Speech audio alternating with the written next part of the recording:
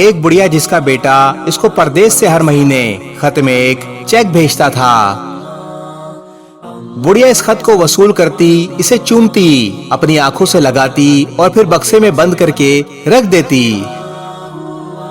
بڑھیا یہ تو جانتی تھی کہ اس کے پیارے بیٹے نے اسے بڑے پیار سے خط لکھا ہے، لیکن اس ان پڑھ بڑھیا کو پتا نہیں تھا کہ یہ خط نہیں بلکہ اس کے بیٹے نے رقم کا چیک بھیجا ہے، جسے وہ بینک لے کر جاتی تو اس کو پیسے ملتے۔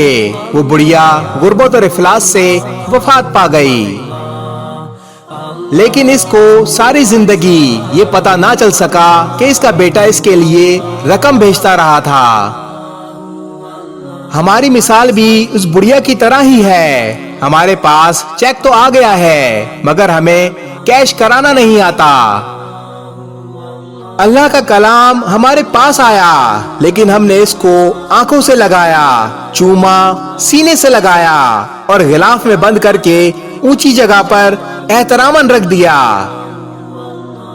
ہم بھی اس بڑھیا کی طرح بھوک و افلاس سے مر رہے ہیں لیکن اس کلام خدا سے فائدہ نہیں اٹھا رہے۔